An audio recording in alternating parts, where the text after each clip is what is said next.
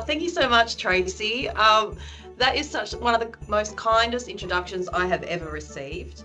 And I'm so glad you reached out to me. And yes, we have been playing in very similar spaces. I think Cobble is very lucky to have you and to have such a leader in Cobble who has such extensive experience in the scholarship of teaching and learning. How exciting. So, and thank you, Meg, for organising for us to do this today. I'm really happy to be pitching this particular presentation in terms of early career SoTL, and some of my GUSS fellows are here. Welcome to Vietnam, and obviously to Cobble staff as well. So could I get to the next slide, please, Meg? That would be great. So what I want to do today is have a conversation. I think it's really relevant and timely that you do need to create your own space, and it is really important to be authentic to self, and also to think about what your long-term goals are in terms of scholarship of teaching and learning, which I'll keep referring to as SoTL. So today I'm going to pitch it to early career to mid-career SoTL, so those who might be starting out in this career pathway in terms of research, or also those who might be becoming a little bit more established. Those who are already quite advanced in this space, I do hope you can take some key takeaways from my own experience that I will share throughout the presentation. I would like to first, in the next couple of slides, really provide a context of how I've been establishing a SoTL framework for GUSS, which is relevant at the school. It's also relevant at the discipline level, can be relevant at a community practice level, school level, and also a college level or a university-wide level. And I've delved in these types of frameworks in the past throughout my career, so I feel really familiar to them. So it wasn't too onerous for me to develop this, but it is a work in progress, and we are taking it step by step. So firstly, how I perceive SoTL is that it needs to have a framework, it needs to be advocated for, and it needs to be really clear to staff how they can position themselves within that framework. So it was really important for me to speak to GUSS staff, which is what I did when I first arrived here at RMIT. I haven't been here yet 12 months, just about to hit 12 months. So I spent a lot of time listening to staff and letting them ask questions and just have a conversation around what's important to them when it comes to SoTL. And what I learned from that conversation was really important, because that became part of the framework. And a lot of staff were saying that, yes, they do SoTL, but sometimes in different ways, and not necessarily in the ways that I do SoTL. So that was really important. So what I've implemented in terms of our GUSS model is to make sure those who are doing discipline-centric research, so what that means is that you might be in your discipline area, for example, in the business school, you might be looking at accounting models and bringing that into your teaching and learning.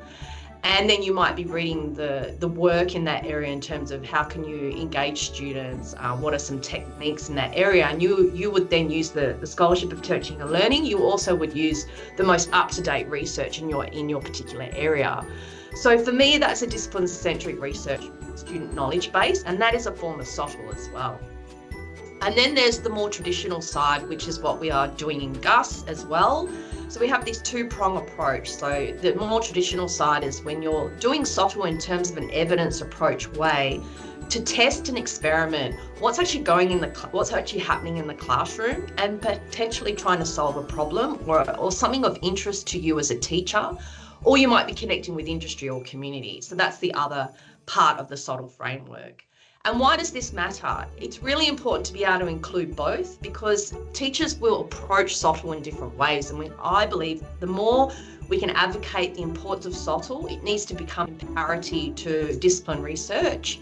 And in order to do that, we need to also advocate for its importance. So it's really important that all teachers are, using the most up-to-date techniques, but they're also using the most up-to-date knowledge in terms of the content in which we're teaching our students. And then how do you actually do that? Well, that's when the practice of SoTL in terms of the research element can come into play. In terms of my theory and my philosophy around SoTL, for me, for it to be a SoTL as part of the framework for GUSS, it needs to be evidence approached. It can't just be something that you feel is right, or you feel that can be right, because that can be from a biased opinion. It can be from your own cultural framework. And so it's really important to use evidence. And that's why we use different types of evidence, which is what I'll talk to a little bit later on. And then obviously we can't forget impact. And so some impact elements are listed here in this slide. It can be peer, student, colleague feedback. It can be qual, it can be quant, it can be citations, grants, awards, fellowships, and also CES results. So there's obviously that's not an exhaustive list. So today I would like to focus where I put the red tick. I'm going to be looking at educational resources in terms of being an impact outcome. I'm going to be looking at white papers, toolkits, guidelines, opinion pieces, and how you can adopt that in your own career pathway in terms of SoTL, and think about beyond just a journal article. What does that mean for you in your journey and how that links to your career? So Meg, if you could get to me to the next slide, that would be great. So it's really important that with a SoTL framework, it's not just about the doing, but it's also how do we frame that to make sure staff are feeling really supported. So in GUSS and in other areas that I've worked prior to coming to RMIT, communities of practice are really important and collaborative research is really important. So I really encourage staff not to always work on their own, but I do encourage staff that are interested in a SoTL research career to do their own research. That's really important. It's really important to have that arm in your toolkit, that you're doing your own research, but you're also doing collaborative research, because that can extend and expand what you're doing on an ongoing basis. It can also really help with workload. As we know, we have we have teaching obligations, we have research obligations, and we have engagement obligations. So having that collaborative research aspect to SoTL can be really helpful, and that can be across university, it can be across school, across interdisciplinary, and it can be international as well. Then you have curriculum development, so using SoTL to help you with your curriculum development, in your own research, but in the research of your colleagues as well is really important. I'm going to skip professional development because that's what this particular presentation is focusing on. But you also have assessment and reflection, which is also a great element for SoTL. In terms of assessment design, you have AI, which is huge at the moment. Everyone's quite confused around that, and it's traveling so quickly. But just focusing on assessment design with AI can really help, and the field of SoTL is getting there. It's still got obviously this is a new area, but it is getting there. So, linking into SoTL what people are already doing in this space can really help. And then having that time and space to reflect is really important. And as Tracy mentioned when she introduced me, having the time to self-reflect and position yourself in your SoTL arena is really key. And then lastly, professional development, which is what we're working on today. And this is a classic example where I had a piece in Future, I think it was in Future Campus, around educational leadership. Tracy read it. She put the two dots together and went, hang on a minute. I think I've, been really quite close to this person in terms of our universities were just down the road from each other in Sydney. Reached out, we had a coffee and realised how much we had in common. Voila, I'm now doing a professional development session in Cobble and being able to invite my colleagues. So it's kind of a great example here. Meg, please, if you could get into the next slide, that would be great. So in terms of the previous slides you just looked at, it wasn't something that just, we just went, okay, this is a framework, we all support SoTL, off you go. We really needed to think about it, make sure I was connecting with staff, having those conversations, and then using my experience, but also looking at SoTL in terms of my colleagues' experience. And I have colleagues all over the world, looking at how they do it.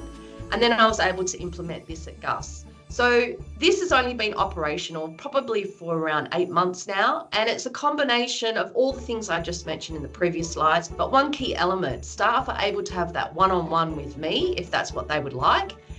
And also we have online, so self-paced, at your elbow resources, but also the online, but the in-person workshops are really important as well. And just making sure that it's not just about what GUSS in terms of my school can offer our staff, but what can the university offer? So looking at the college resources, what they can offer, and also looking at SEEK, who do an amazing job in terms of SoTL as well, and around professional development. So this is our framework for GUSS. It's something that staff know about, they can connect to. They're all hyperlinks here, and we will be sharing all the slides with you. And if it was something that you wanted to incorporate into Cobble, by all means, it can be built upon. But it's not fancy, but it definitely does the job. So thanks, Meg. Next slide.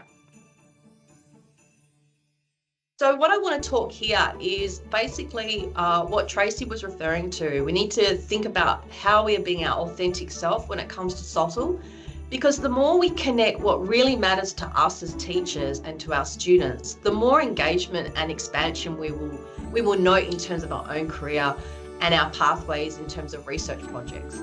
So over the span of my career, I've done a huge amount of projects, but the key element that always comes through is around employability and employment. And yes, I cover all sorts of themes and topics such as third spaces, authentic assessment, study tours, teacher scholarship, and creativity and group work in terms of my research outputs. But when you actually dig really deeply, if I was to be asked, but what is it you're really passionate about and how does all your research link together? I can actually firmly say it's all around employability in terms of skill development for our students and how teachers can be better equipped to do that in the classroom, both hybrid, online and in person. And it's also around making sure our students are going to get those jobs that they so desperately need, thinking about how quickly the employment arena is changing so much. That can be quite daunting for students. So things can come into that play around belonging, inclusivity, accessibility. So there's a range of different topics within the employment. So I would probably then ricochet that question back to you as an audience and say, what are you really interested in? But not only answering that, asking yourself, why are you interested in that? And can you pinpoint how your research will link to a common theme throughout? By doing that, it will actually place you in a stronger footing for when it comes to promotions, awards, and fellowships. Another area that's really important is public sharing of results. And you can do that through peer-reviewed journal articles, but you can also do that through other means. And I'm going to speak to that as we move through the slides. And then always building upon your own work, but don't forget that the work of your colleagues, which is really important. So having a really good understanding of what's occurring in that area of interest is key to SoTL as well. Meg, next slide, thanks. So here I want to talk about some examples, and I won't go into each one in terms of what was the actual highlight in terms of what I gained from it around the results or what happened. I just wanted to give you a kind of map, because if someone had told me this 10 years ago, I think my career may have been slightly different, or I might not have had so much pain when it came to SoTL. As Tracy also mentioned, SoTL, yes, now is becoming quite popular at RMIT. It's becoming integrated in terms of our future policies and our future promotions, education focus roles, things like that. It has not always been the case though. And I've worked both at GO8 University and progressive universities, both in Western Australia. I've worked in New South Wales and now Melbourne as well. And so I have a pretty good understanding of how hard it's been to get everyone in the leadership roles to really think about SoTL in parity to discipline research. And so I think it's really important that we show what we're doing in terms of our impact in a variety of forms, because not everyone is an academic in a university. You have people in policy, you have people in government, you have people in not-for-profit, you have community. And so they're not always going to have access to journal articles, and they're not also going to want to actually read them. So the way I set this particular slide out is just to give you some examples of how I've gone about this. And I've done it really strategically, and I've done it through a planned approach. I haven't just had an idea and thought, okay, that needs to be solved. I'll now do a research project on it, get my ethics, collect data, write up the results, and get it into a journal.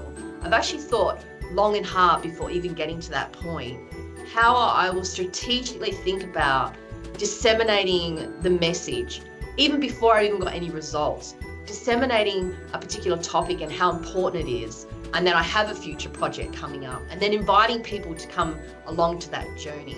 And I do that in different ways. One way is through white papers. So I've done, and I thought this might be interesting for Cobble in particular, I've done that at University of Sydney. I've also done it here at RMIT. I've got 2 white papers. I've got actually some other white papers that I'm also have already written, and I've got another one in the pipeline. But I wanted to focus on these 2 particular white papers because they do have a business element to them. I was at University of Sydney. University of Sydney Business School has a huge amount of students. 90% of their postgrad are actually Chinese international students, and 50% of their undergrad are Chinese international students.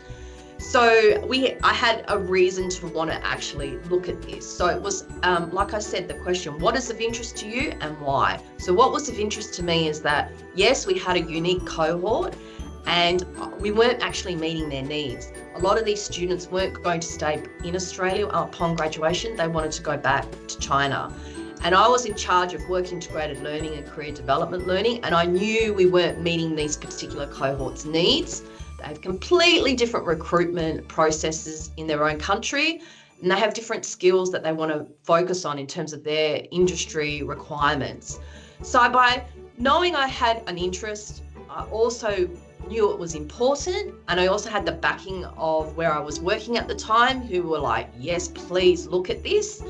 I was then able to get a little bit of money. It wasn't a huge amount. It was a couple of $1,000s, and I knew, well, what can I do with this money and make it really work well? And as we know, SoTL isn't always got great funding. Give me $100 and I can do a lot. I've had to learn that the hard way. There is money, but it's quite limited. So when you get it, you want to use it really well. So I knew a white paper would be the first step. And what that meant was that I could position the problem and the importance of it and the context for where I was working. I could do a pilot study. I could use some of the data and I could present that. And then I could actually share that with media. I could then do opinion pieces. I could then do YouTube updates. And so what happened from this was that from the white paper, it got traction. It got traction in China because we actually translated it from English to Mandarin, which is also something to consider. I went open source. So a lot of people had a look at this. Then we got invitations to do social media feature articles. We also got invitations to do a book chapter. Later downstream, I was invited to do a book on study tours of international education, which is in print at the moment.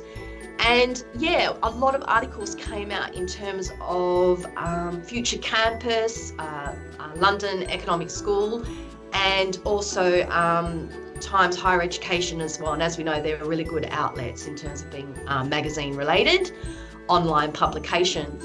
I also use the work to create my own YouTube channel, and I do hot tips for students when I'm running my career development learning classes and also work integrated learning. So just coming from an idea, what is it I'm passionate about and why, and then linking to a strategy in terms of how am I going to disseminate this information that's going to have real impact, not just at the local level, but internationally. And how is that going to progress the work I'm doing and bring along the people with me? Because it wasn't all about me. I had a whole team around me as well, and I need to support them too, with many of them only just starting to do the Scholarship of Teaching and Learning. And that's how I was able to do that. And I wanted to share that with you today because that might be something you wanted to look at as well. Meg, how are we going for time? I just need to go to the next slide as well. Sure. Meg, going well. Time? Great. Going well. We've got a comfortable 8 to 12 minutes. Great. I'm on time. Thank you so much. Okay, so what I want to focus on here is how the white paper actually made an impact and how I was able to share that with others and how that has actually influenced how we do curriculum today. So I'm just going to take out the first white paper because what we did here was we did a multitude of studies and we had different key stakeholders. But what we did was we wanted to explore different types of work integrated learning. So we looked at all our different programs in the business school, which I was working in at the time. We looked at placements, we looked at community projects, we looked at international study tours. We also looked at a simulation, theatre of the board, where students actually role play being on a board. And we also looked at virtual will in terms of students undertaking projects with industry online. And what we did was we surveyed them pre and post. We did interviews, we also interviewed industry, and we also looked at graduate outcome surveys. So it was a real mixed method process. And it was a great project because I'm still working on all the data now. The data is huge. So we really planned, how can we create a project that's going to take us into long-term benefits? And next slide, please, Meg, that would be great. And what we found was really interesting. So what we did was we looked at Australian domestic students at the undergrad and postgrad, and we also looked at our Chinese students as well in terms of what other key skills that they were developing and what they perceived they were developing the most and what they weren't, where they needed more improvement on. And in terms of the second white paper, we built upon that data set to then really hone in on industry in terms of what was going on in China and what was going on in Australia. And looked at, well, in China, if our students are going back to their home countries, what is it they need to be successful once they graduate? And then we realised the huge gap between what we were teaching and how we were teaching it in Australia for that particular cohort was really not in alignment with what was going on when they returned home. So we realised we have a curriculum deficiency going on. Keeping in mind, this could be quite relevant for any student where English is a second language and where they may not want to actually stay in Australia, but they actually want to go home after graduation. So international education, for example. So what's going on here is that we were able to really hone in by using a Scholarship of Teaching and Learning research project. What was really missing in the curriculum, make a business plan around that, and then revamp the curriculum and make sure that we're bringing in career learning experts, that we're thinking about making sure we're pitching it so that the teachers are really aware that it's not just about domestic students getting a job or improving their employability skills, but we have a huge cohort of students that are potentially missing out for when they graduate. And then kind of really aligning that with industry and how they recruit, and they recruit very differently in China compared to here in Australia. So this study is still ongoing. We're about to now move forward from the second white paper. We're about to do some journal articles. We've already done the journal articles in terms of the first white paper, about 3 to 4 there. We're now branching out into the second white paper. We've done a lot of social media. Something just recently came out in Times Higher Education around this. I've also posted quite a bit in my YouTube channel, bringing that into my own teaching practice as well. And so my team that are working with me on this, we're across 3 different universities in Australia, and we're now going to start pursuing those peer-reviewed journal articles, which is the next step. Okay, Meg, next slide, please. Okay. So what is the impact and what is the influence? I think this is really important for those who are planning or are already deciding that SoTL is your way to go. SoTL is a legit research area. It is not second to any other research. It requires the same amount of effort, the same amount of consistency, and the same amount of planning any research project takes. So if you're serious about having a career in SoTL, that's fantastic. Feel very proud.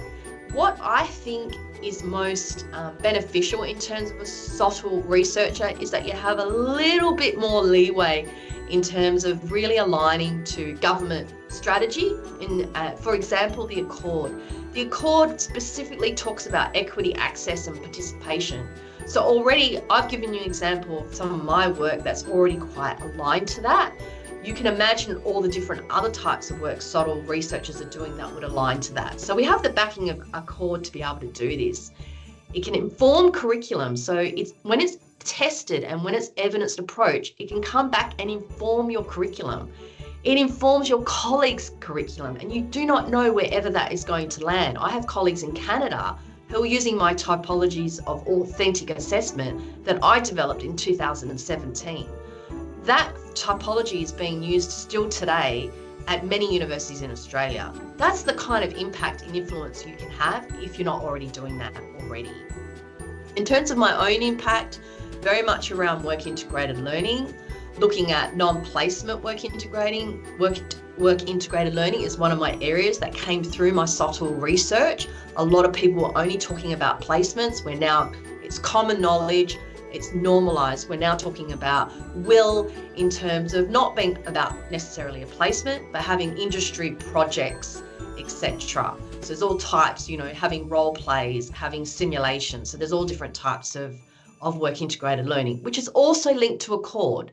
Accord wants skills, employability and industry partnerships to be expanded and to have meaning. That's definitely a government strategy there that we can align our SoTL research to. The other area I think is really important is shaping the scholarship of teaching and learning in terms of excellence in teaching and research, workforce development. And this is what we're doing today. This is a classic example of getting a community together, talking about the importance of SoTL, because we want excellence in teaching. And it's also research. So it's a double whammy. We're pretty lucky. It elevates the status of teaching, and it links to research excellence as well. Fosters innovation, and it needs to be evidence-based or evidence approached and tested, which is really the key difference between any other type of SoTL that's occurring. And what I love is this full-on loop where it comes back and talks about academic capability, skill development, and it's research at the same time. I just absolutely think that's a double bonus. So there's different ways to measure that. You can do case studies. You can do a case study of your own work and actually share that with colleagues, or you can do an investigation of case studies yourself and build upon that in terms of the SoTL. There's social media stats. There's a whole heap of things that you can do where you're looking at your own social media and how that's influencing and where it's landing, and you can actually get statistics on that. And I've been able to do that with my own social media outputs in China, for example, which have been amazing. I think one social media got over 1 million hits. Citations and implementation stories, which is what I've been doing today, and your learning outcomes. Don't forget your CES are really important too. That is a key data access point there. And also CES and GUSS, which are secondary data, and it's all available. It's nationally available and it's all there. And I think the other key element is longitudinal. I think we don't do enough long-term scholarship projects. We tend to come in and then exit. So what I'm really focusing on for myself in terms of my 5-year goal is to really think about that longitudinal and those bigger projects and the international scale I want to bring back to RMIT. Okay, Meg, I think I'm right on time, if not a little bit early. I'm now last slide, and I'm back over to you, both Meg and Tracy. Thank you so much for your time.